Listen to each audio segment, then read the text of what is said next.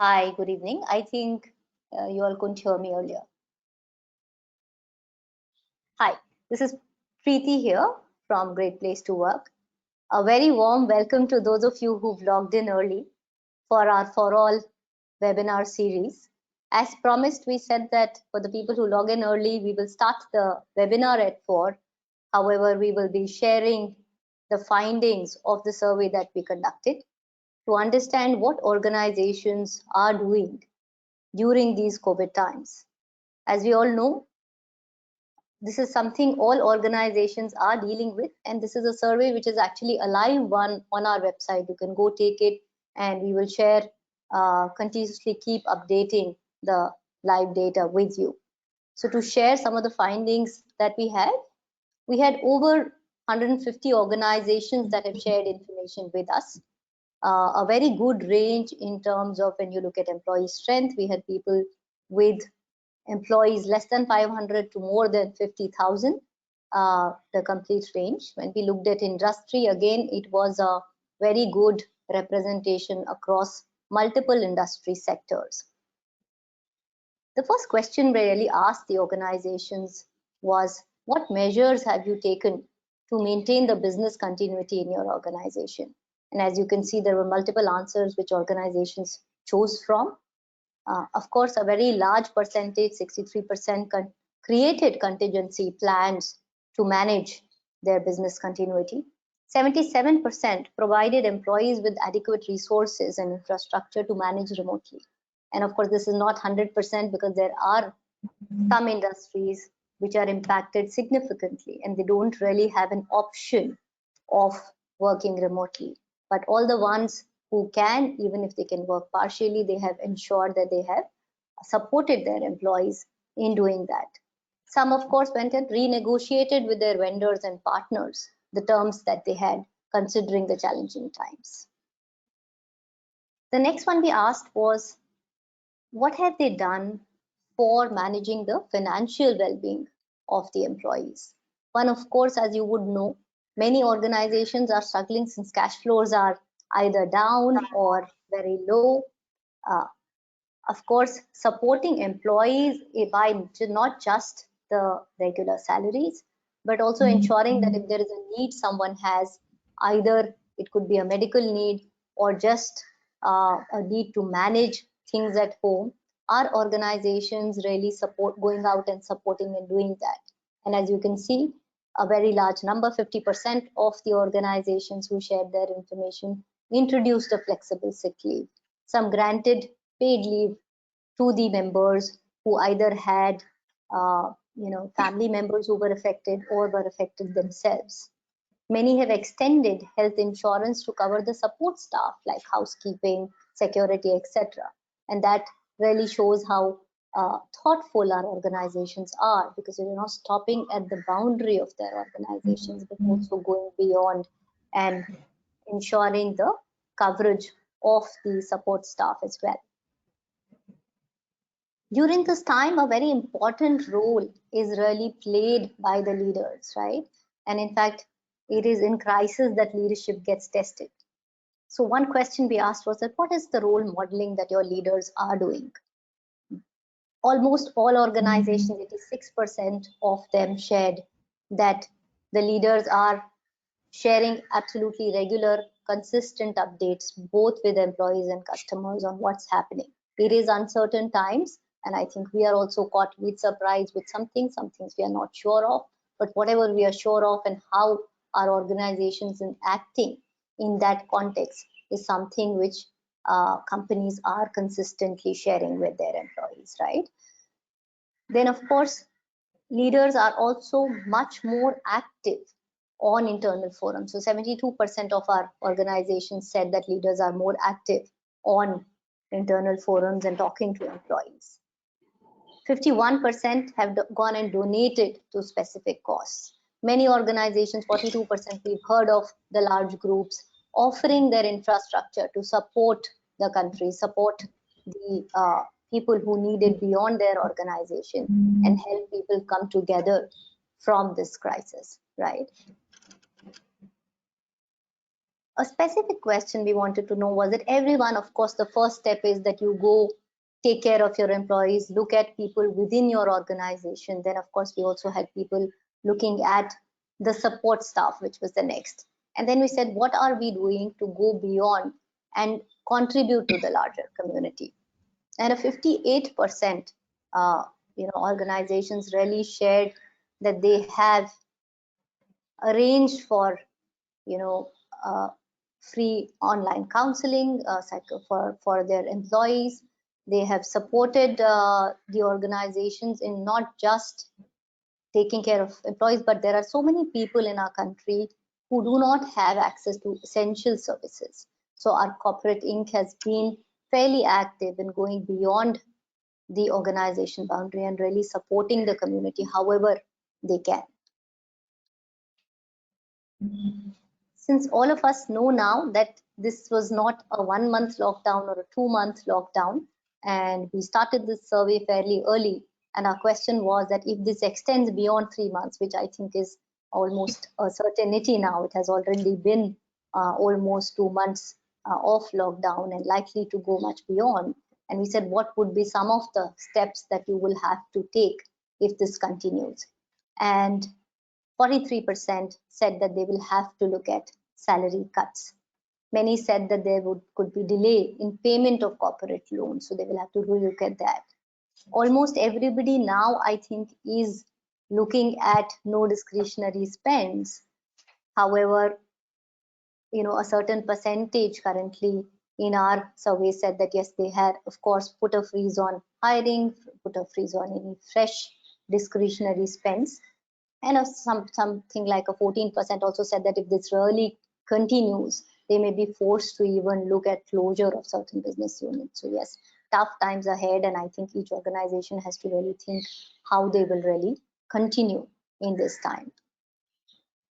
Looking at the overall summary, some are points which are to be addressed by all organizations, right? This is impacting all of us. There is no organization which is not impacted. Of course, basis context, some are impacted more, some are impacted less, some can continue functioning. A few have also actually benefited because they may have products which are being used more in the current scenario where everybody is forced to work digitally and forced to work remotely.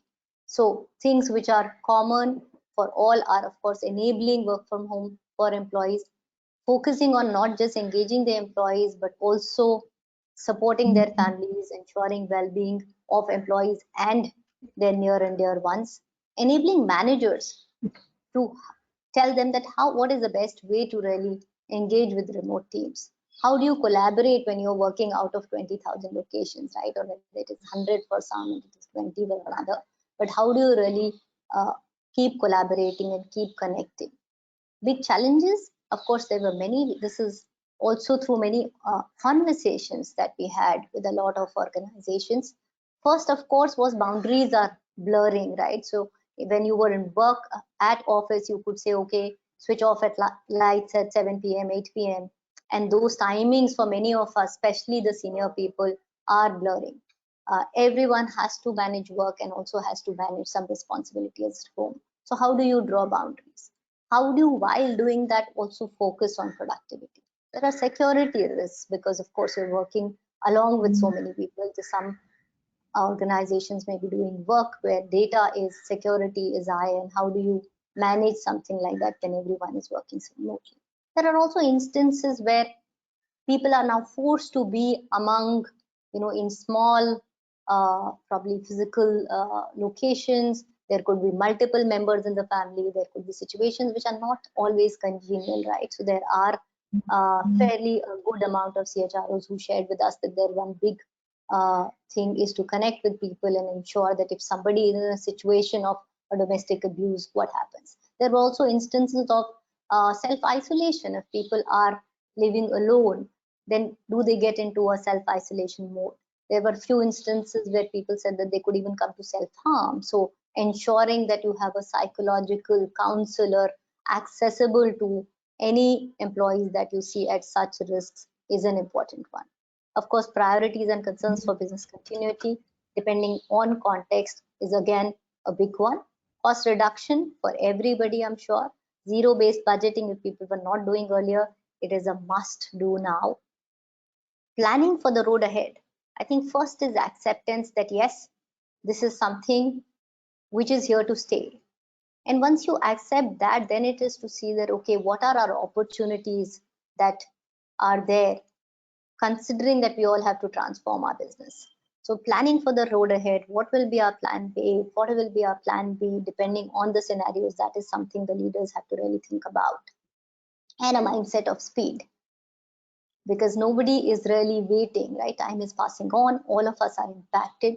So having a mindset of speed while planning for the business ahead becomes very, very critical. That really brings us to almost time for us to also start our webinar. And looking at all of this, we thought that one key, very, very key for all the organizations is the role of a leader. What does a leader do in times like this? And that is how we really decided on our topic today. Since it's 4 p.m., I will probably just take a minute and we will welcome all our attendees. This is our topic for today. Our guests are Patu Keswani, Dr. Mitra, and Prasanjit, the CEO of Great Place to Work, in conversation with them. Before I get into the topic and really introduce our guests, I'll take a minute to just take you through a few hygiene points. All of you who've logged in would have realized that you are kept on the listening mode. So as of now, you are muted from the organizer side, but of course you will have opportunity to ask questions. I'll probably just put up a screen for you to see. You will all have a control panel in the platform that you have logged into, and you will be shown as muted. You will have a bar where you can actually type in your questions, right? And so as the discussion is on, you can keep typing in your questions. Of course, we have kept dedicated time for Q&A at the end, but what we will also keep doing is that as the discussion is progressing, we will keep looking at what questions are coming in. If there is something which is very pressing, we will take that up and our panelists will answer that for you. Yeah. If there are questions which we are unable to answer, even after 5:30, we will look at it and see how we kind of send some input back to you through our learning at Great Place to Work, and of course the learning that we have from both our speakers today. Yeah. So before I hand over the mic to Prasanjit, who's hosting this, let me take a moment to really welcome our panelists and also introduce our panelists to you. A very big thanks to all of you who have logged in. We are looking at organizations, more than 350 who kind of registered. We were really short on seats and we told people that in case you're not able to log in today, we will share the recording with you. So people are very, very excited to really understand, because the opportunity is to understand from the leaders who are running their organization. So it's the practitioner's perspective that you will get today. So we have Dr. Sumit Mitra, who is the CEO of Tesco Global Business Services. He has over 20 years of experience and is known to be a very prudent, sharp businessman. He has historically, in his previous organizations and also at Tesco, really led very diverse team. He has managed P&Ls. He's a strategic thinker and is known to really deliver business results consistently. Prior to joining Tesco, he was the managing director of BT Global Services, where again he led a very large team and he also brought in a lot of success for that organizations. I'm going to keep a few things for you to discover as we go along, because we're going to have a long conversation. There are, the guess or the little clue I will give you is that he's also called a very versatile senior business executive, and that versatility is not just in the business acumen. There is much more to it, and I will let the discussion reveal that for you. The second panelist that we have is Patu Keswani. As many of you would know him, he is the chairman and managing director of Lemon Tree Hotels. He is a first generation entrepreneur, somebody who is very committed and focused to really make a difference to the lives of opportunity deprived Indians, as he refers to them. Lemon Tree Hotels is known to have, it is among the best in the country, sorry, who have enabled an immensely inclusive workplace. So they have, I think, among the highest representation of employees who are differently abled, and they have made Lemon Tree a home for all of these. We've had at Great Place to Work, and of course had the opportunity to meet some of these employees, interact with them, and it is absolutely inspiring how he does that, and the entire team with him really drives that very, very religiously. So they have about 8,000 employees and more than 800 hotels across 48 cities. And we are very, very delighted to have both these gentlemen with us, to very different business context, to very successful businessmen, sharing their time with us. So thank you so much, Patu and Sumit, for taking that time out. I know it is important for each leader to spend probably every minute focusing on their business and what they can do for the community. So we're really thankful that you took this time out today. So I will hand it over to the CEO of Great Place to Work, Prasenjit Bhattacharya, to take it forward. Thank you. Thank you so much, Preeti. And I hope I am audible and you can hear me. Yes, we can. You can hear me. Okay, great. And thank you, Patu, Sumit. You are two of the leaders that I personally admire a lot. And knowing you a little bit over the years, we also ensured that my senior colleague, friend, and co-owner at Great Place to Work, Preeti Malhotra, is here. So we call her Preeti Ma'am. And she's going to make sure that all the three of us are disciplined. And in particular, I don't digress and I keep to the point. And I think so. Therefore, I'm going to jump straight in. The reason why we invited the two of you is your context is so very different. We know that there is a set of organizations who actually have benefited from the current situation. For example, ICT companies, you could have maybe HR tech companies, even an Amazon or organizations like that would actually see their businesses go up. Personal hygiene would go up. FMCG will come back. We also have global development centers and global technology centers, global delivery centers, who are right now on the verge of maybe expanding their capacity significantly because their parent would want them to do more in today's context. And Dr. Sumit Mitra comes from that context. And for him, this is a business transformation, but may not be the same way as it is for Patu Keswani and Lemon Tree. So we know hospitality, we know leisure, aviation. These are all organizations which are going to be hit really, really badly. And I won't like to be in your shoes right now, Patu, and really look forward to how you are handling it.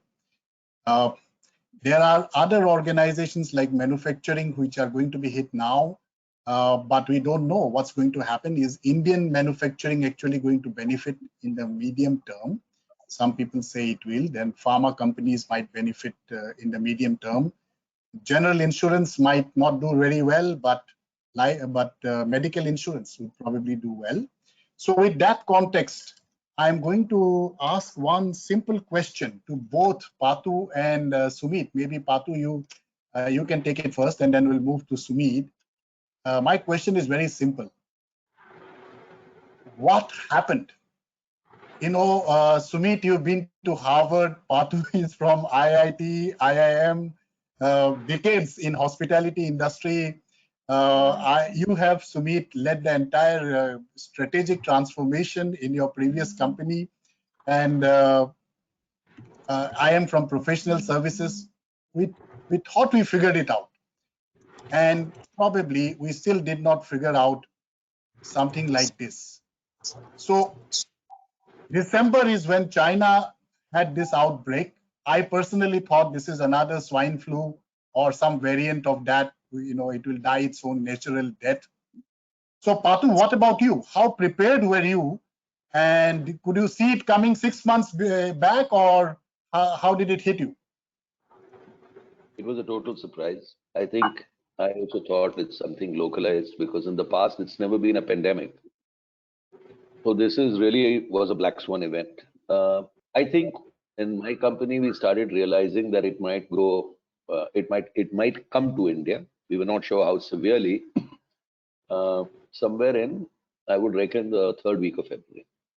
So we started scenario planning towards the end of the month, and that was also at 3 levels. We were not sure of severity, so we said level 1 we will do this, level 2 we will do this, level 3 we will do this. And frankly, it is level 4 what's happened, because we didn't imagine that India would shut down. And but I think in my business the problem is that it's very highly capital intensive. So you have to be very sure that at any time you have enough cash to service debt for a reasonable period of time. And number 2 is it's got high fixed costs, which are mostly people. And actually the business is about people. You know, it's a services business where it's a B2C business where you're directly dealing with your customer. So the challenge is then how do you reduce fixed costs, but how do you ensure that, employees are not impacted? So that was the start of the process. I guess as this conversation goes on, you will ask me specific questions of what we did, and I'll be happy to answer. But really, honestly, we didn't realize what was happening, and the realization came by the end of February. Yes, and that's what a lot of our colleagues and our customers are telling us. But how are you dealing with it personally, Patu? You have never been in one place, in one house for so long, is my assumption. So how has it been for you? What's been most challenging for you? Actually, strangely, I'm quite happy in my own house. Okay. And I have a lot of time to do stuff. So basically I do a lot of reading. I have seen more Netflix this month than I have, and movies than I have seen in my entire life, I think. And I spend a lot of time on the phone. What I find different, and I think it's taking me time to get used to, is how you can work pretty effectively on the telephone, by email, and by Zoom, and video conferencing. Though I personally feel that there is still a lot of friction, in the sense that when I meet colleagues and talk to them one-on-one, the ability to reach consensus, decision making, looking at expressions, all that has gone. And I was just reflecting on it the other day with some people that actually I could get work done faster. I know this is, people say, yes, we can work very effectively at home, but I found that a simple meeting of 5 minutes would get more work done than actually having a con call for 1 hour. And I don't know if Sumit feels that. But I certainly find that when you are able to share and talk on the phone, it is very difficult to interrupt, as an example. Yeah. But in a meeting, it is easy to interrupt.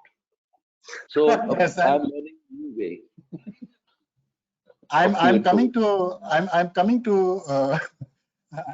Actually, that's a feedback that my colleagues gave me, and they said, Prasenjit, you are not judgmental, you don't interrupt much, you are far better, and we like this way of meeting with you. Coming to Sumit. Sumit, amongst your colleagues, there is a saying, I don't know whether you know about it, they say that what Sumit thinks today, the industry will think tomorrow. And this was in your previous company, British Telecom, that I figured out. And surely you should have seen this coming. And what happened in your case? Did it take you by surprise? And how are you dealing with it at a personal level? As much as I would love to say I saw it all coming, I didn't. I don't think anybody did. I think this sort of incidents kind of happen once in a lifetime, if you're lucky. So for us, we were, as Tesco business, we were going through a huge turnaround over the last 5 years. And it was a celebratory moment for us in December, January, because we came to an almost the end of our 5-year turnaround strategy. And we provide full dividends for our shareholders. Our market cap went from 13.5 billion to 23, 24 billion. So we were kind of celebratory mode. But however, I was keeping through my corner of my eyes kind of what's happening in China and what's happening elsewhere. And I was thinking somebody somewhere is going to find this vaccine and is going to close this. But then it became very real in Feb. So we started scenario planning, and a lot of the view from the business was, and also the big view in the UK, our headquarters was, and the government view as well was, let's wait for the peak. We haven't peaked yet. And one of the questions I asked everybody, and I didn't get an answer really. Why are we waiting for the peak anyway? Why can't we deal with the situation before it heads to the peak? Then you are kind of scrambling. So we've been practicing. So I went ahead and got my team to procure almost 1,000 laptops. We ordered some dongles because I anticipated that we're going to run out of them very fast. And people who are working on desktops needs to kind of work from home. We needed to get dongles. We worked with Airtel and other telecoms companies to ensure that we deliver broadband into people's house, especially in India. See, the centers in Budapest or in the UK, they generally have broadband at home, but our colleagues in India generally don't have broadband at home. So we were focusing on that, especially our critical colleagues who are dealing with heavy files, etc., etc. And you can't work through hotspots. So we looked at those things. And we almost started a pilot of getting every team to work from home 3 days in kind of alternate ways. And we started that way back in first week of March. So we were almost 50% of our workforce was already working from home when the lockdown happened in India. So we were in a reasonably good shape, as good shape as you possibly can. But I'm sure you'll ask me later on about what we are doing to get that morale going with our colleagues, etc., to make sure. And the industry I come from, the volumes went up significantly. Just to give you some scale of the problem, on a like-for-like basis, our sales went up by 35%. Our call volume, generally we get about 150,000 calls a week from a customer perspective. We received 500,000 calls in a day, where people were panicking in terms of, do you have the stock? Do we have to queue up? You have got huge queues. And I didn't realize the need for toilet roll so much in my life. I mean, for the life of me, didn't understand why customers were buying so many toilet rolls.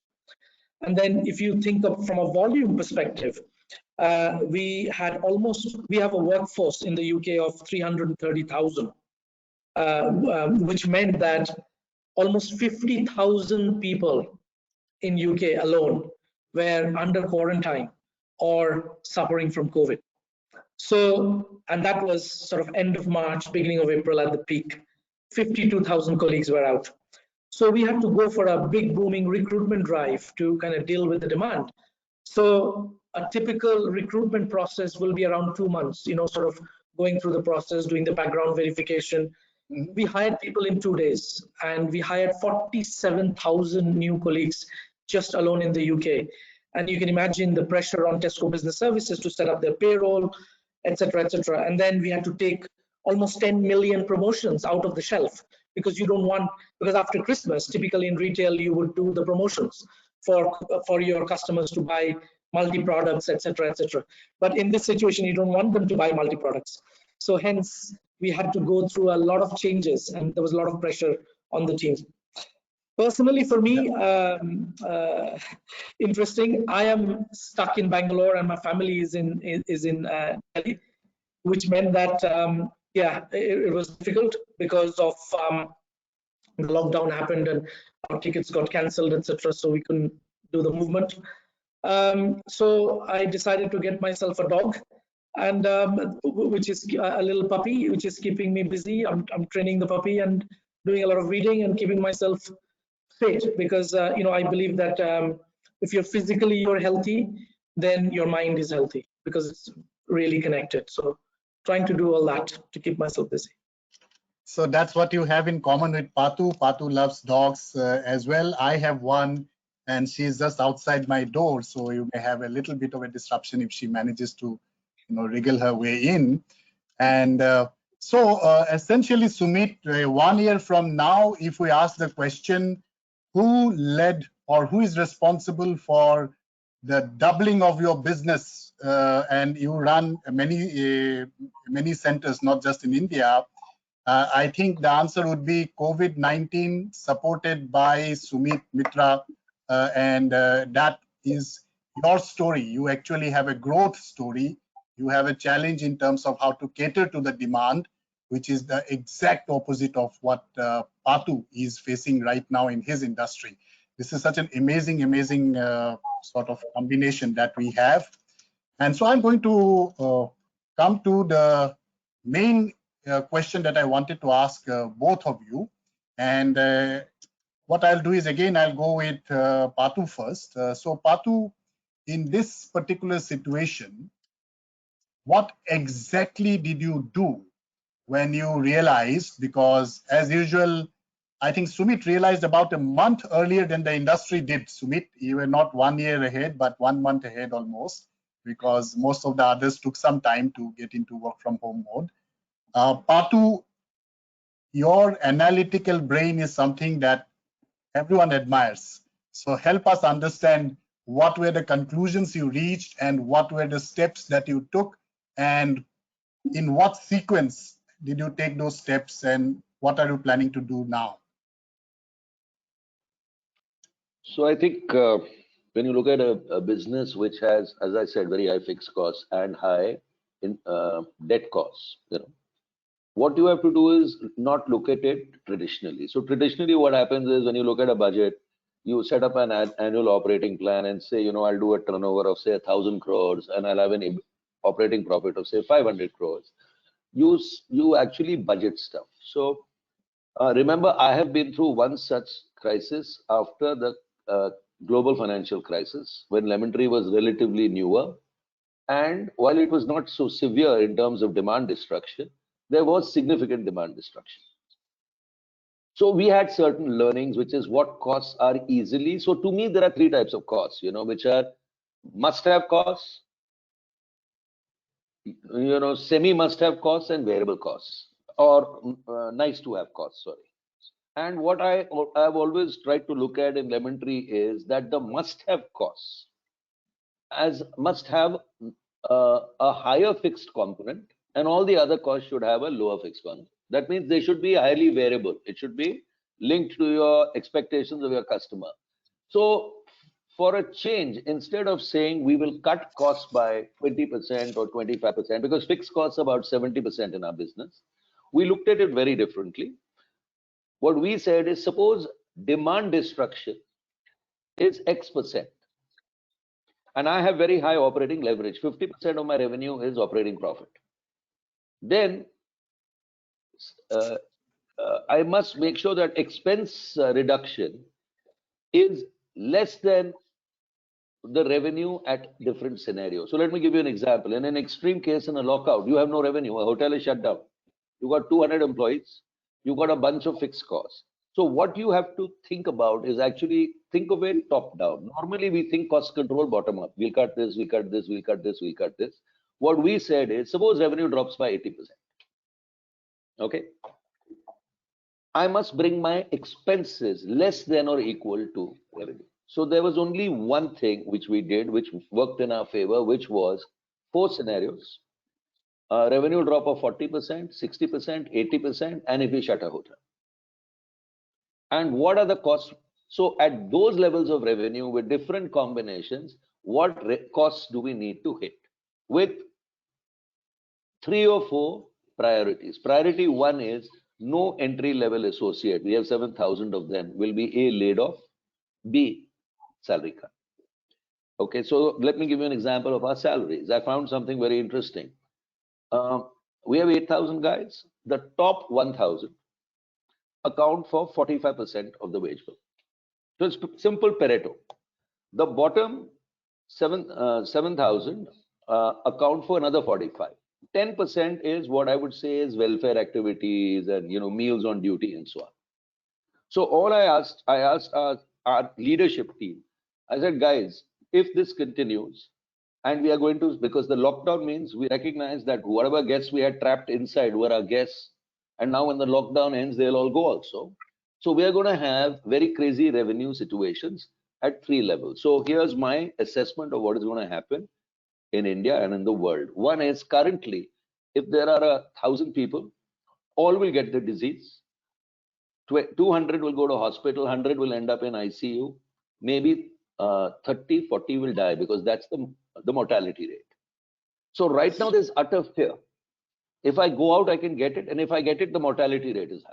So the first expectation I have is, and I'm told by people I keep talking to, is in the next 3 to 6 months, latest 9 months, there will be a cure of some form from an existing cocktail of drugs. So as you know, current drugs today target with their molecule a single disease. But because it's of a family of diseases, people are looking at these combinations, and we expect that there will be some cure which will reduce the end of the spectrum, which is the mortality. Instead of 3-4%, it will drop to maybe half to 1%. That will reduce fear. Number 2 is a vaccine. This is the first time in history where every pharma company in the world and lab is focusing only on one vaccine. It didn't even happen at the height of the AIDS or Ebola thing. So we reckon in worst best case, it'll be 2 years to 1 year, you'll have a vaccine which will immunize 95% by definition of people who get it. Which means then mortality is only of the 5%, 1% of the 5%. So it will be like flu. So our planning is very simple. We said, let's assume till a cure comes, right? Demand destruction will be anywhere from 80 to 100%. When a cure comes, we reckon, because most of our business is Indians, unlike most hotels have foreign business, especially 5 stars, a lot of foreign business, we have 90% Indians. So we reckon that segment will start, and after the vaccine comes, then the global traveler will also start traveling, because the fear will disappear. So if you do this scenario planning, it's very simple. We have a worst case, a pessimistic case, and a hoped for case. And the worst case will move to a pessimistic case when a cure comes, which will move to an optimistic case when a vaccine comes. So all you have to do is a weighted average of this expectation based on 6 months, 12 months, 24 months. And we found we needed so much cash, right? So the simple thing is, as long as my operating expenses are less than equal to my operating revenue, then I need this much cash to service my debt and principal. So that was the first thing. We must have this much cash. The second is, what happens if it worsens? That means this lockdown, because our assumption is lockdown will be 3 months. Suppose it's 6 months. So we are doing constantly, see, it's so different, it's scenario planning. But the broad condition is no layoff. I asked all my employees at the executive level that, listen, guys, half of you will have to go on leave without pay. Actually, nobody's working. So what do we do? So actually, it was interesting that it was more actually from my top management colleagues. They said, we will take a 66% salary cut for the next 3 months. And the general managers and equivalent said, we'll take 50. I said, I'll take 100. And that came to a 25% saving in revenue, in expenses of payroll, and the 10% staff welfare, because nobody, we are not going to have staff parties and all that stuff, obviously, at this time. So we got to actually a 40%, because we had some attrition in the last 2-3 months, which had anyway frozen. So once you get to 40% of 20% of your revenue, that's our staff expenses, okay, which is about 200 crores. Then the rest was relatively easy. So we finally, I must tell you, in lockdown, our revenue is down 80%, our expenses are down 70%. And I'm amazed at it. So the upside I see of this is, we've not laid off anybody. And I said, guys, when we open, we have 80 hotels, not 800, Preeti. We have 80 hotels, and when we open them, we reckon our operating leverage will increase by 10 percentage points because of what we've learned in the last 1 month. Because you see, success breeds complacence. I don't know if, Sumit, you have looked at it, but here's the amazing thing I found. I thought we were cost effective. No, I agree. But I realized that the last few years, we made a lot of profit and all this stuff. We become actually cost ineffective because you take the eye of the ball. Absolutely. So the two big learnings, Yeah. knock costs, then certain costs will come back because of volumes, and some costs will come back because, frankly and truthfully, we have cut. You see, when you cut costs, you either cut fat or you cut muscle. So the truth is, I think 80% what we've cut is fat. 20% is muscle, like what we do every year in our renovation. We spend 30, 40, 50 crores a year in upgrading. We've deferred it. So that's how I looked at it. And I think, touch wood, it is a shocker to me that in April, we will actually break even in the month of lockdown. It is without date, of course. It's a shocker. Wow. I think it's a shocker to everyone who is there in this webinar. And, the 70% reduction in might cost. be negative by a crore or so. Huh? I mean, I don't mean break even. We might be minus 1 crore. Some small number. We'll forgive you for that, Patu, but it's an amazing kind of news that you can bring down your cost by 70% and not a single layoff while achieving that. And obviously a senior management who is willing to role model and take the pay cuts first. Sumit, good news, you don't have to take a pay cut. Tell us what exactly have you been doing and what has been your game plan so far? Yeah, so our challenge was volume, sort of how do we almost transform our workforce to work from home, give them the equipment, create that environment of success at home, and deal with the extra additional volume. So how do we cope with that? And then if you, from kind of outside, you think, yeah, your revenue is going up by 35%. So why do you care? You go and hire more people. The challenge you have though is we had to order, to give you an example, 18 million masks, 60,000 liters of hand gel every week, 20 million gloves, all that needed to be ordered. Social distancing, perspex glasses between, our colleagues, our customers queuing up versus the till assistant, special slots for NHS, elderly people, vulnerable colleagues, etc., etc. And then a store which would take us 6 months to build, we are doing pop-up stores in a week.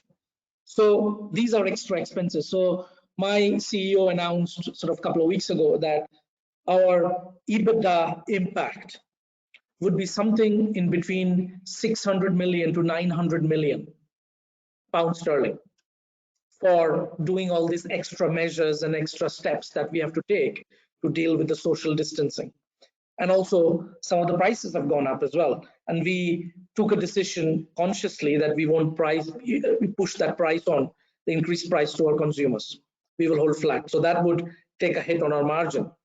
And then I talked to you about, we agreed as a company that even if people go on sick, we will pay them full 21 days pay.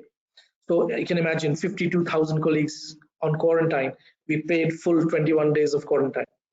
Now, if I look at from business services perspective, my area, what quickly I realized that, your leadership in a BAU environment versus a leadership during wartime, I'm calling it wartime. And it's ironic that I'm using I use some of the principles from Sun Tzu, from, Art of War. Ironically, it's from China as well. So looking at in terms of how do you use some of those principles during wartime to deal with this situation. So one of the things we decided as a leadership team, we're going to stop looking at news from all over the place. So we will choose 4 or 5 sources that we trust in terms of where the data, whether it's WHO, whether it's BBC News for UK perspective. Here, we got our app from the Prime Minister. So what is it do you look at from a source perspective to understand what's coming? That's number one. Second, we set up a bunch of guiding principles. One of the guiding principles was, doesn't matter what happens, all our daily wage workers who are working in our campus or was doing the cleaning, etc., our cab drivers, we will pay them full salary. So we agreed that as a principle. Second, we said we can't forget the customer in all this. Whatever action we take, whatever we do, doesn't matter which process it is, we need to ensure our end customer is not impacted at all. Thirdly, we said the most important thing with the customer is the colleague's safety and well-being. You know, you heard horror stories in India where colleagues were summoned to come into work and they were getting beaten up by the police. So we took a decision, nobody's coming into office. We will make every arrangement, and if you don't have the right equipment, you don't work. And some people will put their hand up and will do overtime to kind of adjust that, because we're already saving 4 hours almost every day traveling in and out of office through Bangalore, right? So you save that, you create that efficiency. Then we worked very closely with NASSCOM, very closely with DOT to get some permissions to transfer and route calls into colleagues' houses. Traditionally in India, you're not allowed to do that. So we had to make some architecture and changes to ensure colleagues have static IP address, etc., for them to take customer calls at home. Then we also felt that whatever we plan, we need to be very adaptable and flexible, because things will change every day on a daily basis. We can't just stick to a plan and say, this is our plan and we're gonna go through this. We also did what we call a colleague survey. So every day, 10 o'clock in the morning, we send a 5-second survey to all colleagues. And they talk about how they're feeling today and how they felt yesterday. And they give us a net promoter score. And they have a free text box to talk about. So some of the things we are finding, would you believe that, especially in India, not so much in the other centers, but in India, we're finding there are colleagues who are working on the floor. They're actually sitting on the floor and working because it's not good for their back, it's not good for their health, mental health, and they don't have enough room because all their family members are stuck in their home as well. So taking calls and going on conference calls, and you can imagine from our finance colleagues, the year-end, financial year-end for Tesco. So getting all the numbers, and 70% of entire Tesco finance is done from TBS. So all that pressure building. So by getting all these views, we said what we're going to do is tackle each of those problems. So look at what is priority. Which of the colleagues are suffering from back trouble? Can we supply them with chairs? We look at, okay, who needs a mouse? Because when you were planning all this, people forgot to take their mouse or didn't have a mouse, or the mouse is broken. Our retail planners who are actually planning the retail stores that we are popping up everywhere to support the NHS workers, that has to be designed, and you can't do this in one single laptop screen. You need 2 large monitors. So we are now sending those monitors across to those colleagues who can be supported. Can you help every 4,500 colleagues? No, you can't. But you prioritize, you look at who's having the health issues, who's having those concerns through those daily feedback that's coming through, and then we are addressing those. Another thing I felt that for me, I led almost from the front in the first 2 weeks to set some guiding principles. But then I realized I'm no Superman or Batman or Spider-Man. So I need to take a step back and empower my leadership team to do what needs to be done once the guiding principles are all set. And as long as everybody's working through those guiding principles. So whether it's my leader in finance, my CFO, whether it's my customer and product champions, you know, they all ran their own business. And my fundamental thing was that we cannot let the business down. We have an unenviable task to feed nations. And that's our motto in life, and vision and purpose is we are feeding nations here. So people got so excited and motivated to see and have that single vision that we are feeding nations, and we will do anything and everything we can to support this. And what we've said is any transformation, automation, I'll put that on hold. To me, that is non-essential activity for now. Focus is brilliant basics, BAU, do your job, get the performance going so that we can feed the nation. So those are some of the guiding principles we put together. I think that's such an amazing thing that you said, because when we did the brainstorming at Great Place to Work amongst our colleagues, and we said, what is it that we can do right now, because our clients need daily feedback.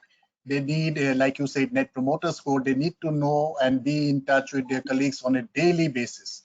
So they quickly came up with a product that we already had. They customized it for business continuity. And about 100 organizations today are exploring something called real-time feedback, which is supported by us. And we have given a commitment of giving it free of charge for 6 months, so that during this process, the CEO and leadership team can be in touch with each and every one and look at the feedback in a segmented way that enables them to take action. You mentioned about wartime, and I'm going to come back to that analogy in a minute. And I'm reminded of Winston Churchill, who was so successful during the war, and people said he is the ideal wartime leader. Now, I mean, I'm not sure if a CEO is trained in Harvard or in IIM to be a wartime leader or a peacetime leader, but you know that in your leadership team, there are people whose accomplishment was meant for business as usual. And today, you actually need to enlist support of a host of people across the hierarchy. So, Patu, do you feel that the kind of leadership that you need to run your business right now and probably even post-COVID is something that will force us to question the traditional hierarchical model of leadership? Any thoughts? Well, I find that, you see, a very peculiar thing that happens is when you're working remotely. And I'm coming back to that original thing. When you're in a meeting, people talk, you get views, and then some decision emerges. When you're talking remotely, I find that since we do these conference calls among management, executive committee, or all our hotel general managers, each gets an opportunity to talk, which was not earlier the case. When you were having meetings of 8, 10, 12 people, today we have phone calls with 100 people on the phone. And what I noticed was amazingly that some guys are now, and maybe it's the physical distance. I've not really evaluated it. We are getting inputs from people, and because the the hierarchy has necessarily broken down in this environment. Now, I'm not physically in the corporate office. I have 300 guys there. Nobody is there. That amazing things are coming out from our colleagues, because keep in mind that unlike a business service group like Tesco, maybe, where you have a large call center, I have 80 hotels all over India in 60 cities. And I have been also amazed at the level of ingenuity they are showing as micro CEOs, because each guy is running 100-room hotel with 100 employees, and he's managing the entire situation for a guy sitting there alone, a poor woman. So I find a lot of leadership is emerging. I've done something similar like what Sumit was talking, which is I've taken a step back actually, and I am actually very pleased at seeing how some of our people, even in the corporate office, even in non-traditional roles, are doing stuff which is absolutely exceptional. So I think, you see, we are a company that does not have a sponsor. We are not part of Tata's or Ambani's or so on and so forth. We've got to ask ourselves constantly, how do we stay? We have a simple principle, which is last man standing. Best in cost, best in financial structure, and so on and so forth. So these things actually in wartime, as a company, we've always been in wartime. I've always been competing with guys who are 2, 3, 5, 10 times bigger than me. And what I like is that actually our culture at any given time is a little paranoid anyway about what's happening outside. So that's worked for us. The other thing I think that worked for us, and it's a problem I'm grappling with, is which I think will happen to every organization, is, you see, when right now about half our hotels are open, and we've got a couple of thousand employees who have been staying in the hotel in guest room for the last 1 month. Okay. And I'm amazed at their dedication, because here's the other amazing thing we've discovered. The staffing per hotel is 40 to 45% of the staffing that was for the same hotel 2 months ago. But the occupancy of the operating hotels is still high. It's 60%, which means the work is there. But let's put it this way.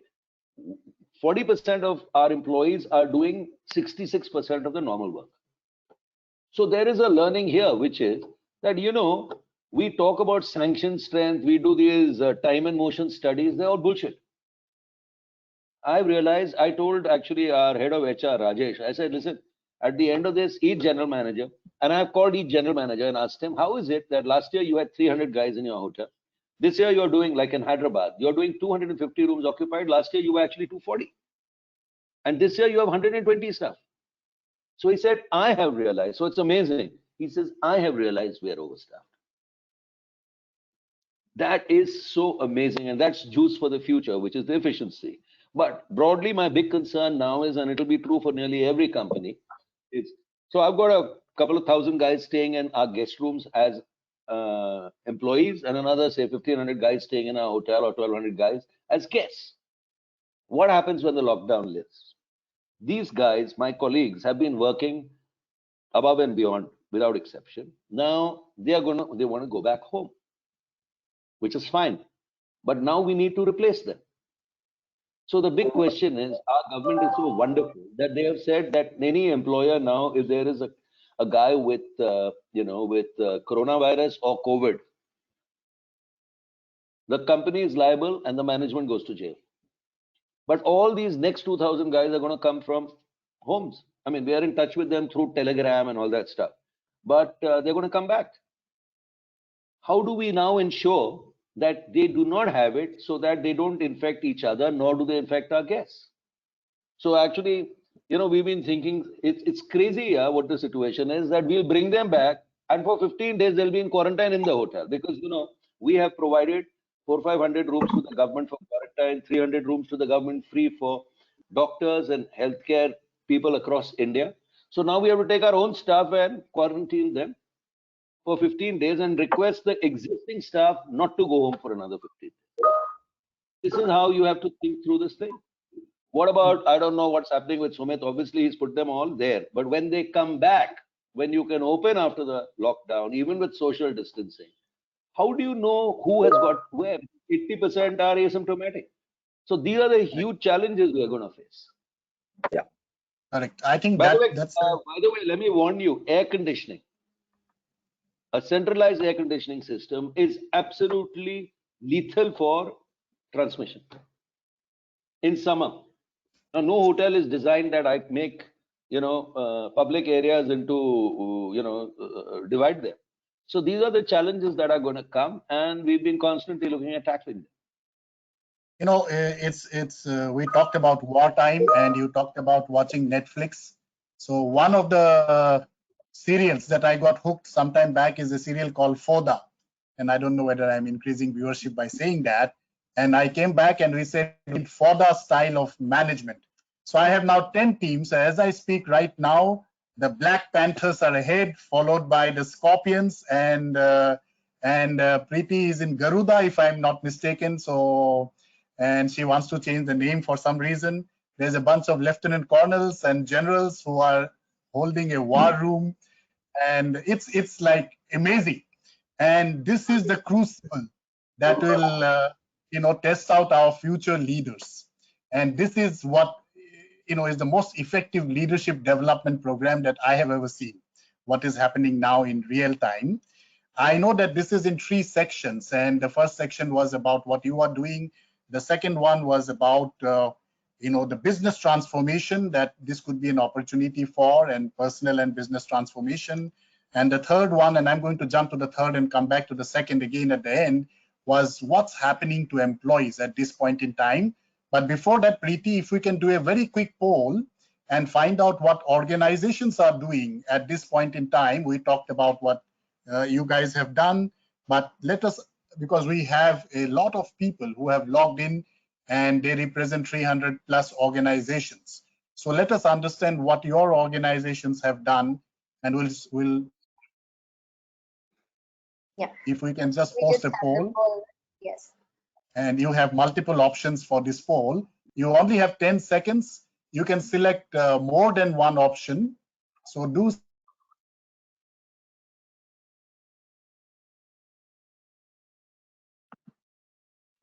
you are planning to do it in future.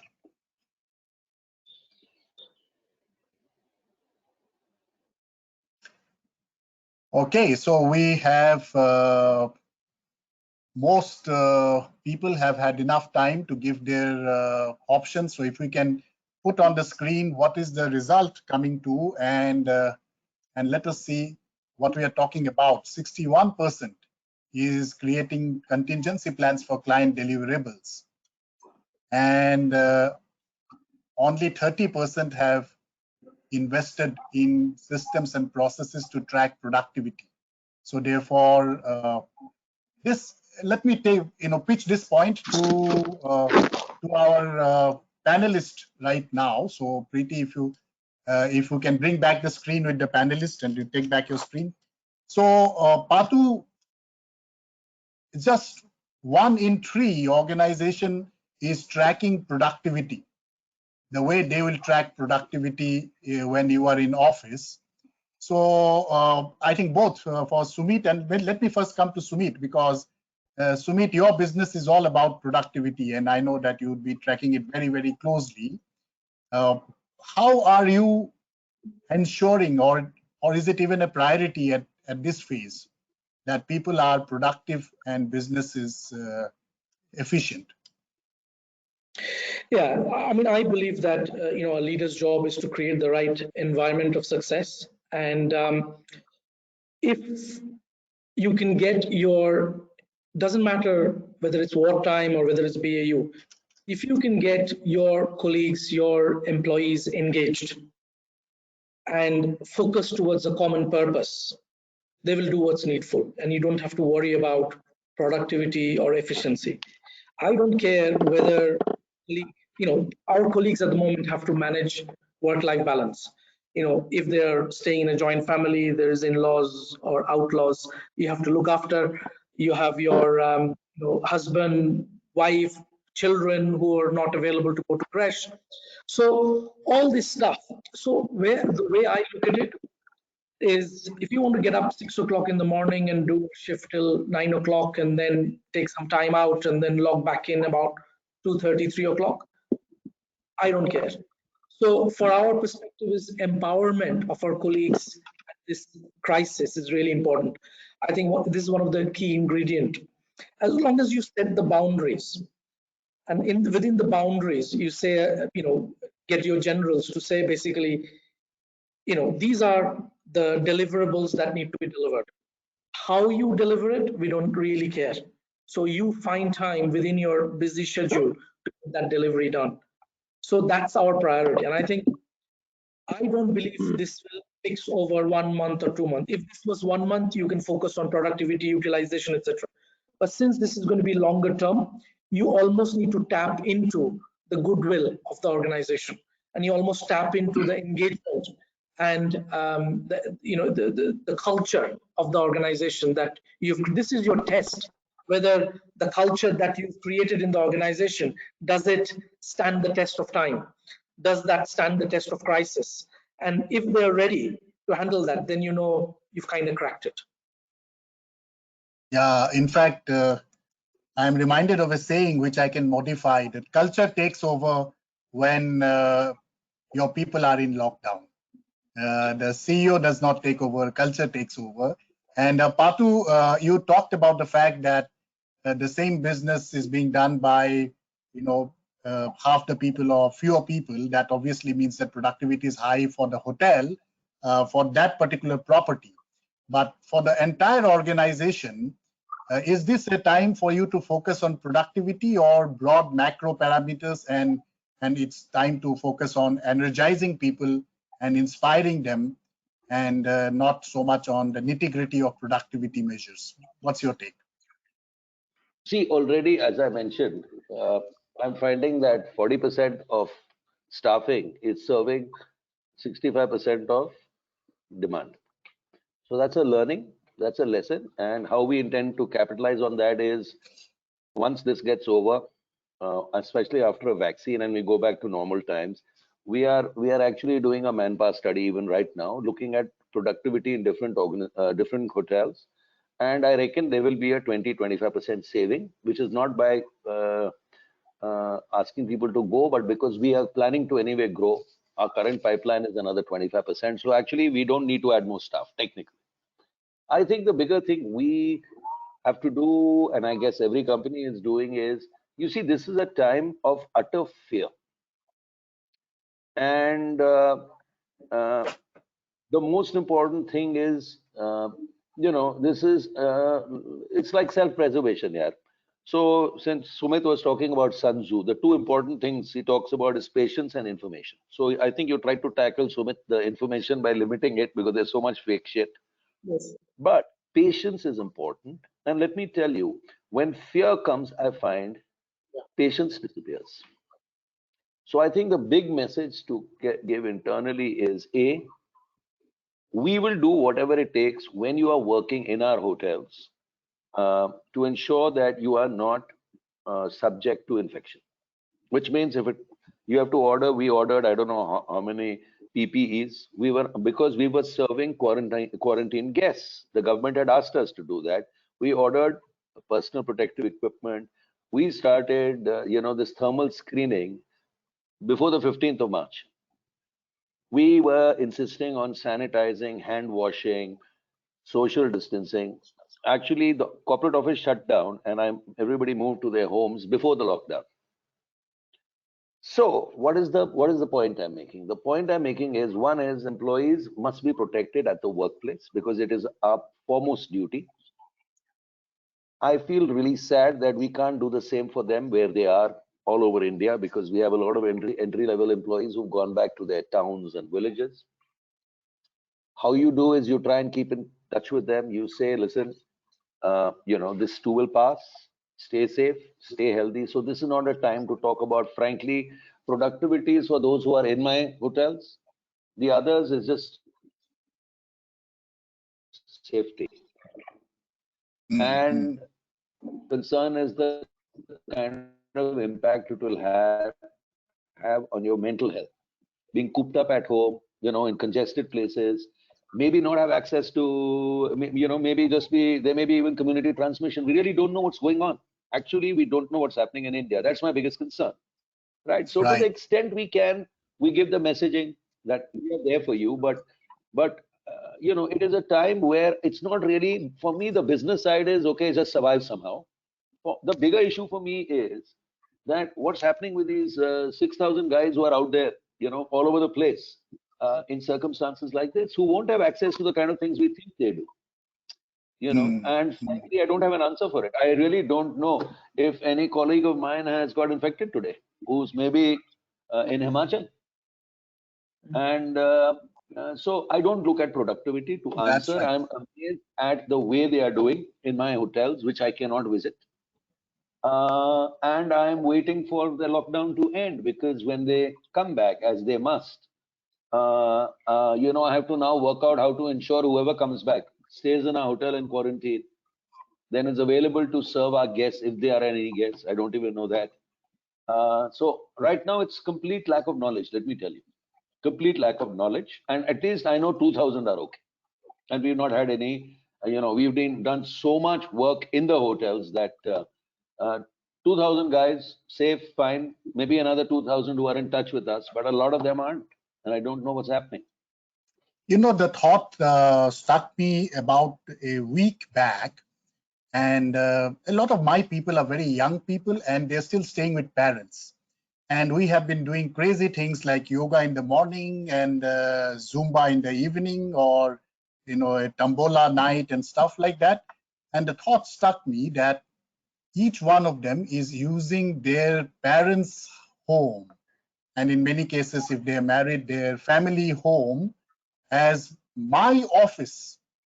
Did I take somebody's permission before saying that I'm going to use your home as my office?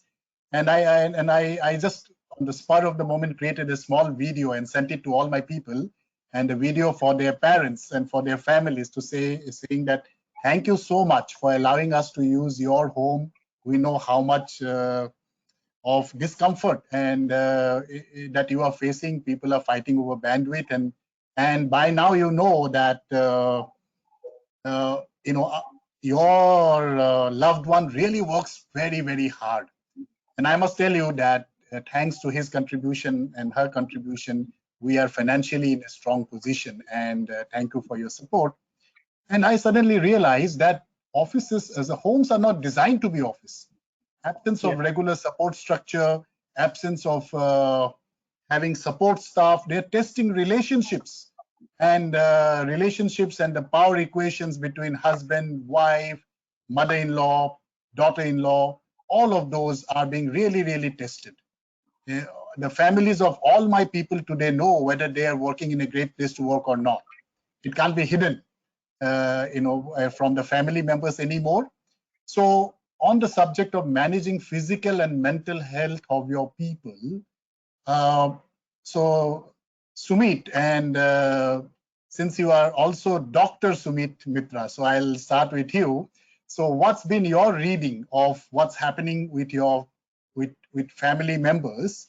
Many of them women employees who were out for 8 hours, 10 hours, and their family members really didn't know how hard they worked.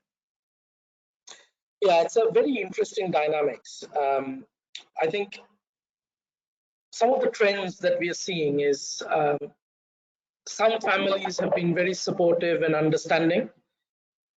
Some families hasn't been, because, for example, I'll give you an example. We have high volume, but the husband or the wife or another family member may be in a business where the volume has really gone down. So they are unable to comprehend why my wife or my husband is working 12-hour days. So why can't you go and fry some pakoras for me? We are all at home. Why can't you entertain the children? And those sort of social issues we are seeing coming through. I think from an India perspective, the biggest issue is the space where you work. And generally what we are finding is a lot of our colleagues would find the quietest corner of the apartment or wherever it might be to get their laptop working. Now, that quietest corner may be just 4 walls or 3 walls in a corner, and you're looking into a wall for 8-9 hours, and that is not good for you. Some apartments, they have even stopped people to go to the common areas, so they are stuck in that apartment for last God knows how many weeks. So their mental wellness and well-being is really important, and the way to know it is you got to have a bunch of first line managers who are talking to them on a regular basis, is to have that connect with their employees to understand what the hell is going on. Can you take a photograph of their working environment? You can write as many processes, principles, guidance, etc. We are pushing that through every day. We are having wellness sessions every morning, yoga, etc. Every organization is doing that. But what's important is, I really like your point. I mean, on March the 15th, I sent a 3-minute video to all the parents and all the families to thank them, to say, we have a Parents as Partners program where every year all our Exceed performers get a personal letter from me to thank them for their support, etc., etc. But I almost extended this to say, now you're supporting them at home as they work. So really appreciate. I got almost 600 emails and letters back from the parents to say, and some of them even recorded a video for me to say, thank you, at least you're thinking about us. So you see some of those dynamics. Can you solve everything? As I said before, you can't. You can't fix everybody's social issues, economic issues. But what you can do as an employer is do whatever you can. We are helping towards the electricity bill, because as you know, your electric bill will go up as you kind of sitting and using the fan or electric, etc. You're paying their broadband bill or any dongles that they need. You're almost not charging them for any other things that is naturally deducted from their salary. So all those every little helps, as we say. But most importantly, psychologically, as a doctor, many years ago, how I feel is you got to treat people how they want to be treated. Because what's happening here is you sometimes paint people with a broad brush and say, but it happens in my family, why can't it happen at yours? Everybody is unique and everybody's situation is unique, and we got to treat people how they want to be treated. Some people are quiet, they don't want to talk about our family, they're probably embarrassed about talking about sitting on the floor and working. Let them be. If that's what they're comfortable with, we need to support them, and we need to do anything and everything we can to support them. If they don't want help, that's okay. But we got to treat individuals as individuals. I think that's what I find works for us, is you got to treat individuals how they want to be treated rather than how you want them to treat. And we'll take some questions now, because I'm sure there will be a lot of questions around stress and anxiety. Patu, you mentioned about fear.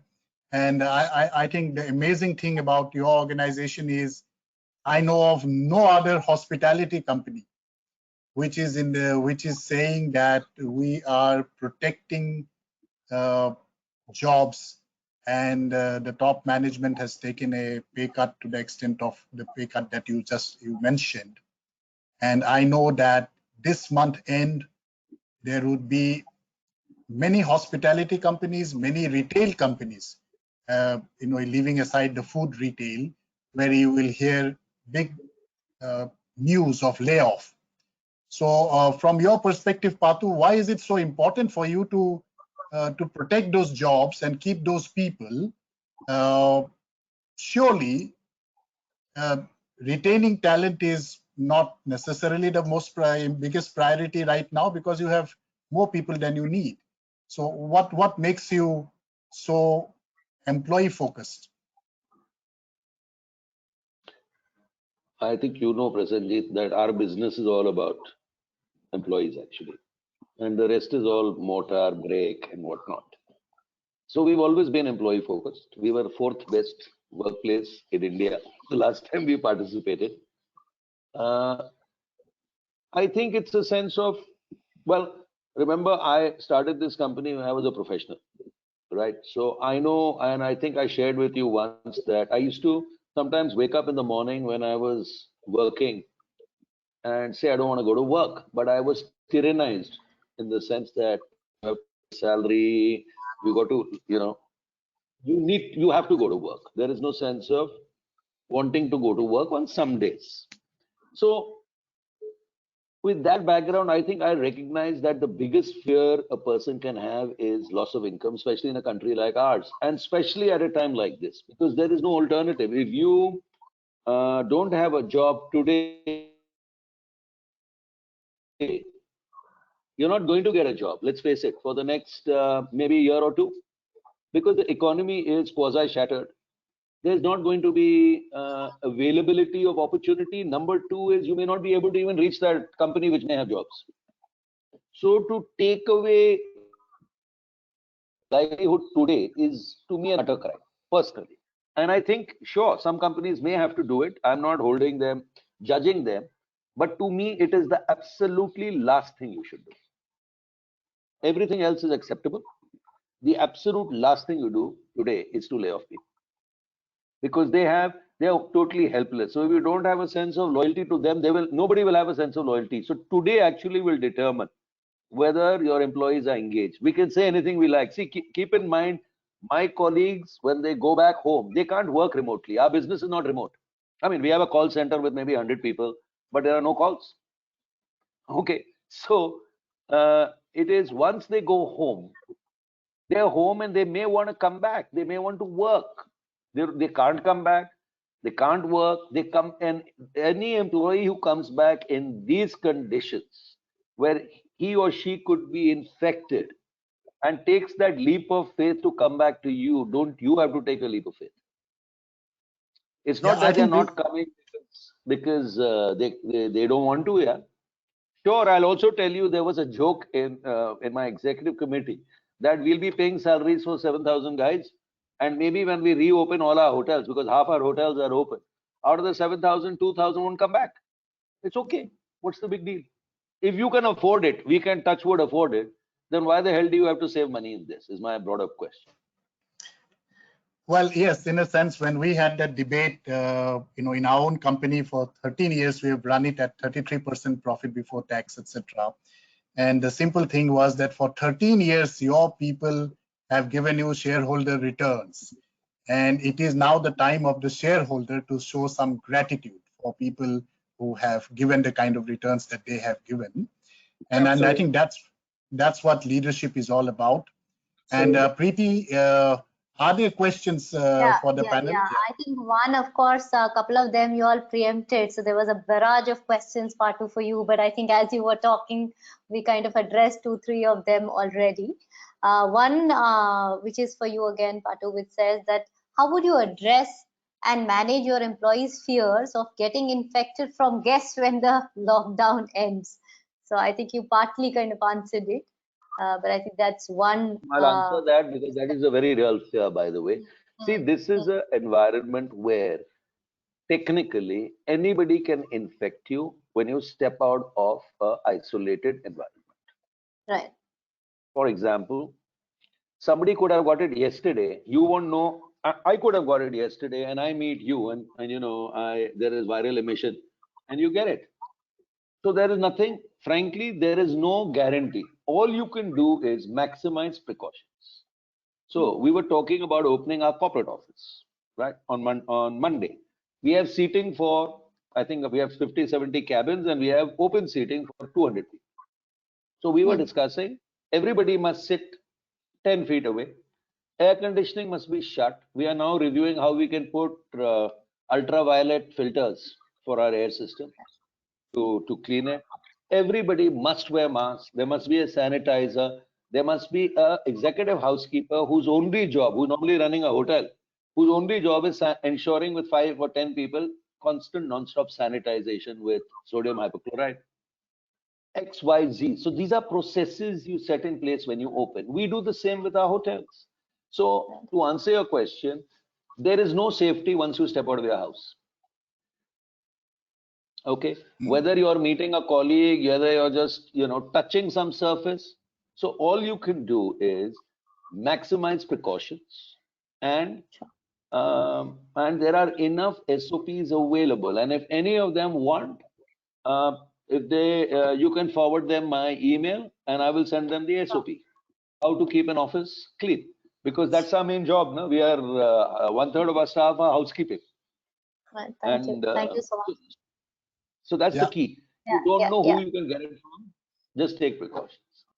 Right. One more which has come from many people, and I think that's for the entire panel, is to say that it is a reality for many organizations that they have to, or they may have to, you know, lay off staff or cut salaries. In a situation like that, how do you keep the motivation high for your employees, or how do you sort of balance that? So I guess, may I answer that first? Yes, so in the global financial crisis of 2008-9, so we have history. We have no external source of capital. We are internally funded. And so in 2009, we came to a point where our revenue had come down 50%. Okay, not as bad as this one, but very bad nonetheless. So I again called a meeting of our top team, and I said, guys, you know, half of you go or quarter of you go and leave without pay. We'll work that out, or you know, we all share the burden. Same thing.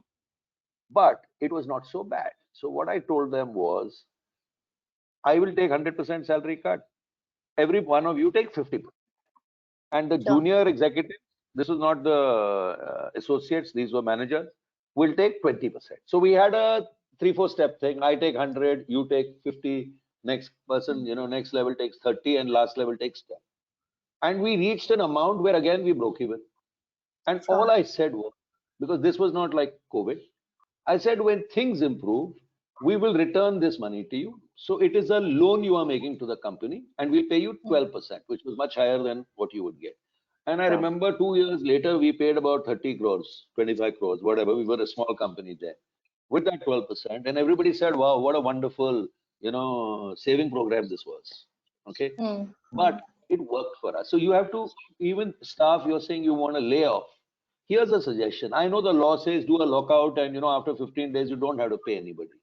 I think if it is so bad, then ask them, and you'll be amazed how supportive staff are. They can see conditions. Ask them that, can I do the following? I'll pay you 50% salary, and you work 50% of the time, and I'll rotate all of you. Whatever. All I'm saying is, I like what Prasenjit said, yeah, that for 13 years you've been giving the shareholders profit. 1 year the shareholders can't say, we will pay you back, forget profit. I know we're going to lose money. It's okay. Yeah, So yeah. I think, frankly, unless it's absolutely calamitous, this is the There are last ways. option, in my opinion. I think for me, I would say,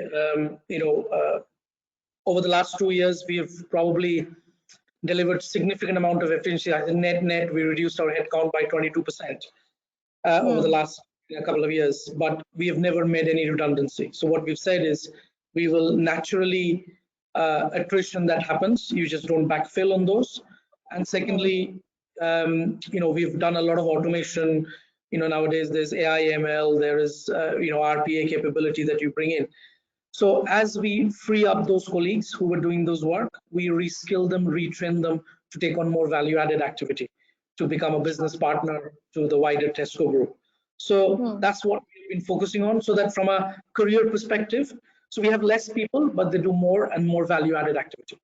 So that's and that's a better and I story to tell rather than making a redundancy. Right.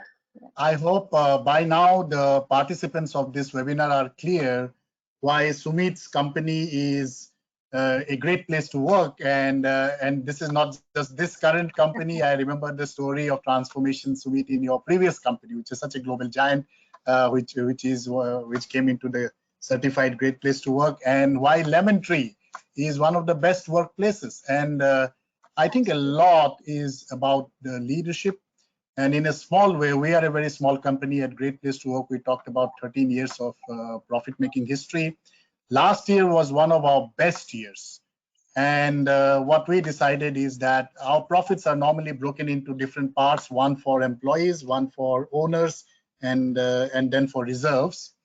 The entire employee share, we increased it so that every colleague of ours got between 5 to 6 months on an average salary. And we said, keep it in your bank. Just keep it in your bank. Don't spend it. We are pretty confident we'll go through this process together. But who knows? As Patu said, you can't predict that you know all the answers. So we have done a good job last year. Keep this money with you.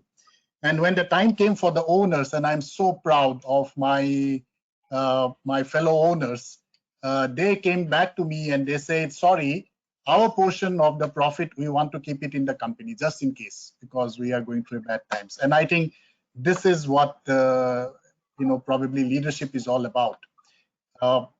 Preeti, any other question before we proceed? Yeah, I think one which is come from quite a few people, and I think some have said asked Sumit and some have said asked Patu. It is essentially to say that whenever the lockdown is over, and especially for when thousands of people will come back to work, are there any suggestions? I think we've covered it partly, but it is very specific to saying that as they come back, one, of course, giving that comfort that yes, you are safe when you come back, but are there any 2-3 tips that you have? I'll start with that, if that's okay. I think we are rushing into this. I think it's a sprint as well as a marathon. So we need to, people thinking it's a sprint, we'll go through this, we'll burn all our energy, we'll focus on this, and it'll be all over in month and a half, 2 months lockdown. I think this impact will be probably 18 months, 12 to 18 months. So I am certainly not rushing to get our colleagues into office straight away. I think there are a number of measures that we need to put in place in our campus once the lockdown is slightly released. So we will have our architects looking at social distancing. Perhaps we got to look at a different mode in our cafeteria, because generally in cafeteria you got 700-800 people eating together. So I think there are different things we need to think about from an infrastructure perspective, how we sanitize our cabs as they bring colleagues into our office, and how do we do checks on our drivers who are actually bringing those. So there are a number of processes we need to have in place.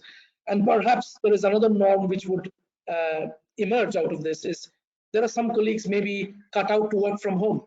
They have the right infrastructure, they have the right, we can also support them to put table, chairs, broadband, etc., etc. So I think we've got to take this slow, because nothing worse than rushing this and then to find out that there is a COVID 2.0 coming around October, November time, and then it all relapses again. And all this quarantine that we've had and lockdown is completely wasted. So we need to take our time. And as a corporate, we feel that we have a responsibility towards our colleagues as well as to the society, not to rush this just for revenue sake. Sure. Yeah. Sure. Very well said. I'm going to add one dimension to this, and this again, I'll start with Patu. That this is only the plan A. Plan A is business continuity. What do you do? Contingencies and so on and so forth.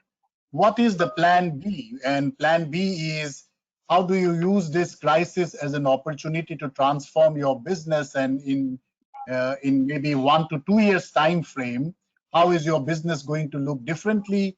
Is everyone in crisis mode tackling today's situation, or do you actually have bandwidth or a team working on the long-term transformation and using this current situation as the opportunity for that?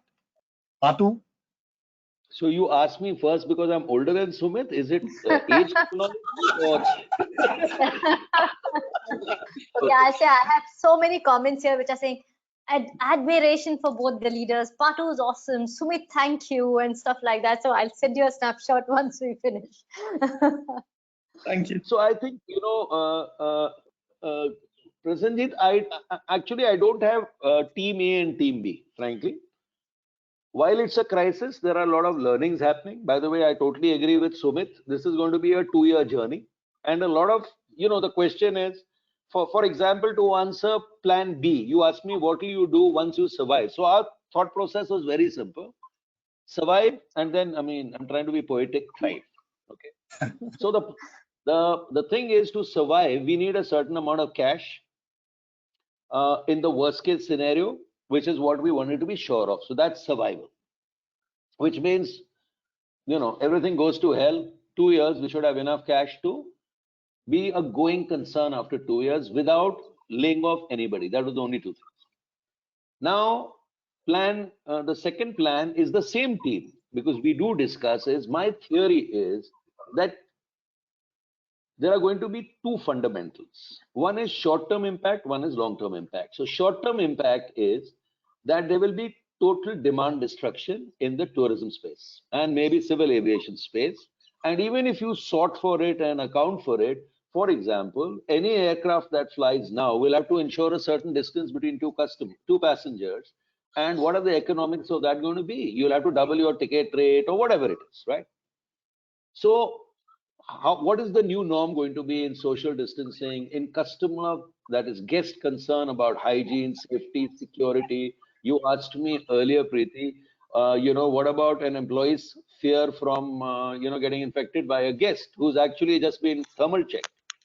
What about the reverse? So we have to, basically look at the entire stakeholder community and look at how we are going to reassure all of them that we've taken the maximum possible precautions. That's one.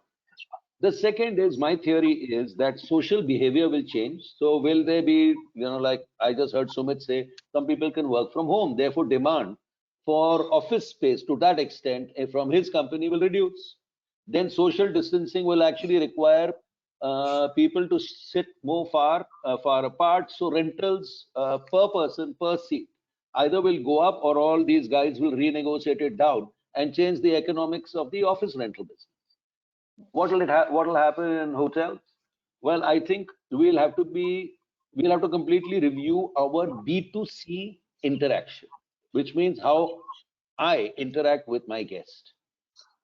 Okay, that's going to be a big game changer. Last, I think this massive demand destruction in the B2C space, especially tourism, is going to lead to massive supply destruction from undercapitalized / insolvent players in the next 1 year.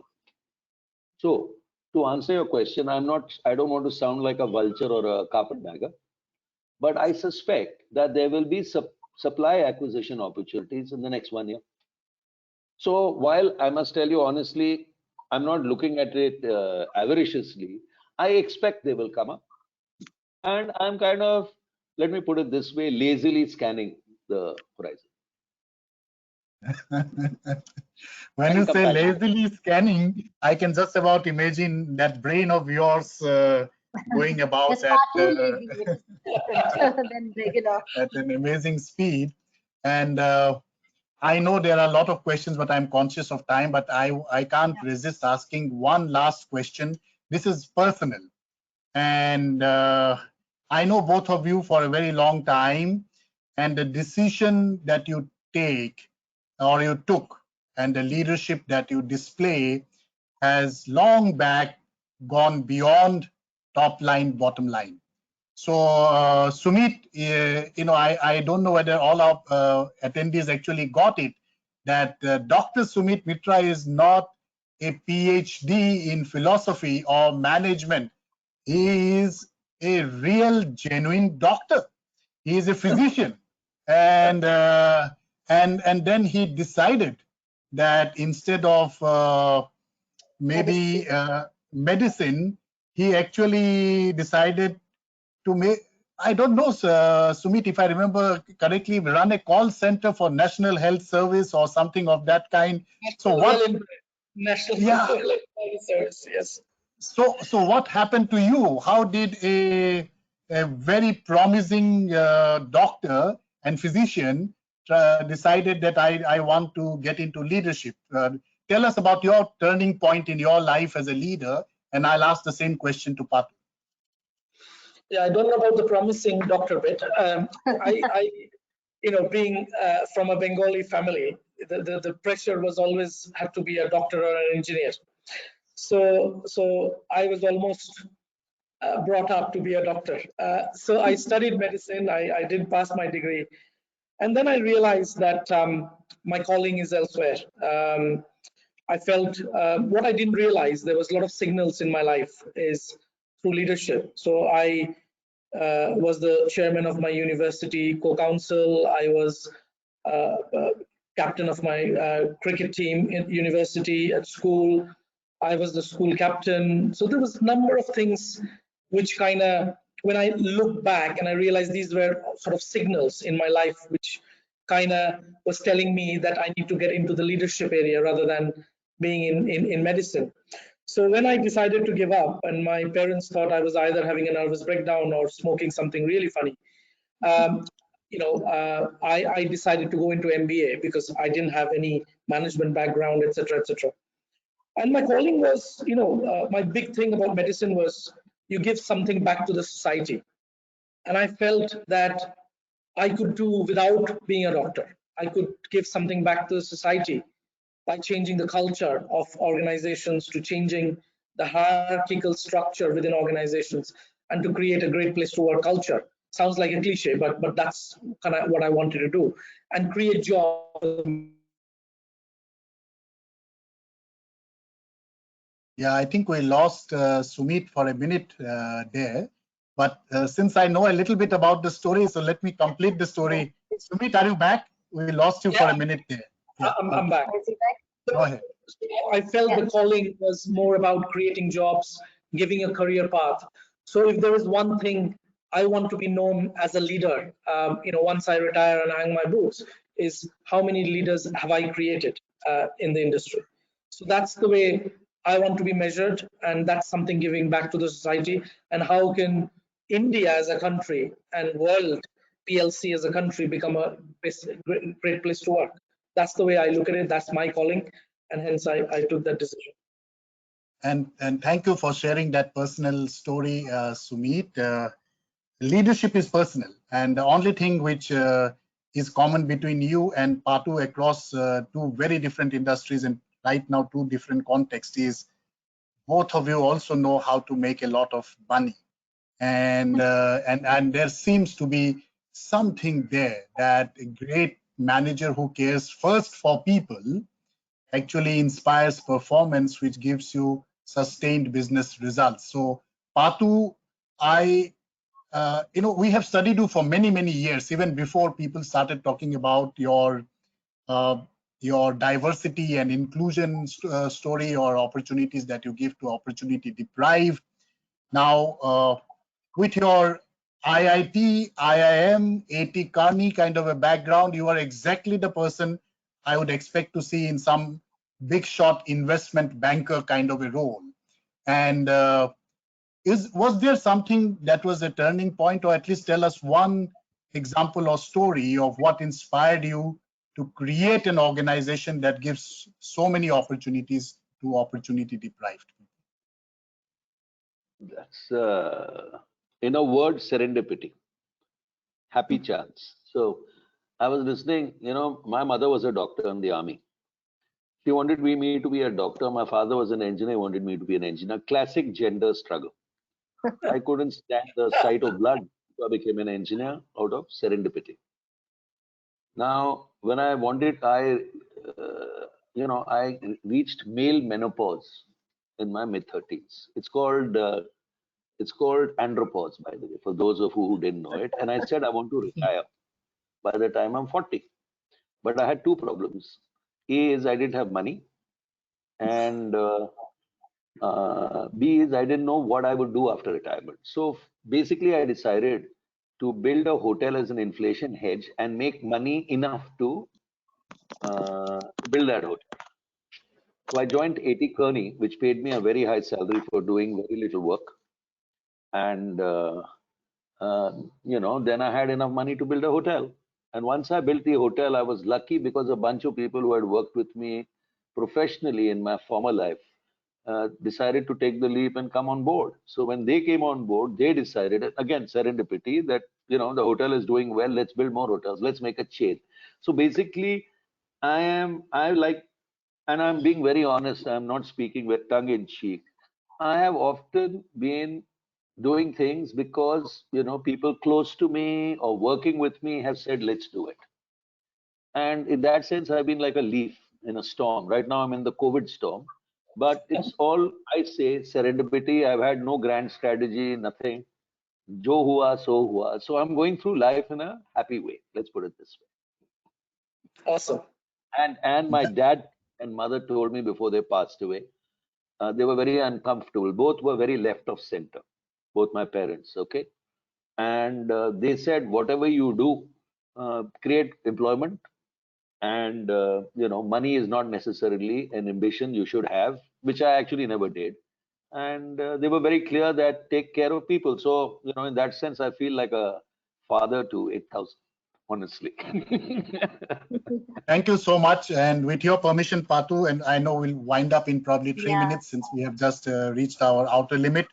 Patu actually figured out that there are almost 50,000 orphans in the state of Delhi alone. And these are boys and girls who are brought up, and the government takes care of them till the age of 18. One day after 18 years of age, you are thrown out on the street. And you know what happens to boys and girls at that age when you are thrown out on the street with no preparation whatsoever. So he actually went to the government and created a scheme where Lemon Tree now hopefully is part of a consortium where these people start earning money by doing training at the Lemon Tree Hotel, at the age of 17.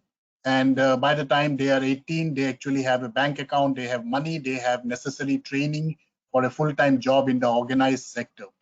And I had no clue that 50,000 orphans, almost 50,000. Patu, is my memory correct? And am I narrating the right story? Yeah, but there are 50,000, but over the age of 3 to 18. So every age here, there are about 3,000. Wonderful. And become criminals or, sad things. Absolutely. And what I really love about both Sumit and Patu is that it's not charity. They actually do it as a part of a overall transformation model that they have in the back of their mind. They know that it makes sense for the individual, for business, and for the community. This has been a amazing and incredible kind of discussion that we have had with both of you. Every time I learn so much, and we would seek feedback from all the people who have attended this webinar. If you have liked this and you want us to do more such webinars, then do write back to us, and we'll make sure that we come out leaders from from different contexts who can share their strategies with you, which might be useful at this point in time. Over to you, Preeti. Thank you so much, and I hope we have been on track. Yeah. No, I think huge thanks to both of you. And my screen is full. Like I said, I think people have liked the session. Of course, there's so much learning. I've had opportunity to interact a little more with Patu's organization than Sumit's, but I think both of you very inspiring, and more importantly, this is practical stuff, right? It's not coming from some book or some theory. It is something which you are dealing day to day with. So thank you so much for taking out this time, and we'll of course connect with you. And thank you so much for the people who joined and for all your questions and interactions. And we will be sharing the recording and come back to you with the answers, with the questions we couldn't answer, right? And a lot of people have asked for Patu's mail since he kind of offered it. Sumit, you had people from BT also asking just for some advice on how to manage stress and stuff like that. So I guess a lot of sharing. Thank you so much. Is it possible for the organizers to unmute everyone so that we can give a round of applause to both Sumit and Patu? If I don't know technically if you can unmute everyone who is there, yeah, and can we give a big round of applause to both of them, please? Thank you so much. Thank you so much. Thank you. Thank you. Thank you. Stay safe, everybody. Bye bye. Thank you. Yes. Bye bye.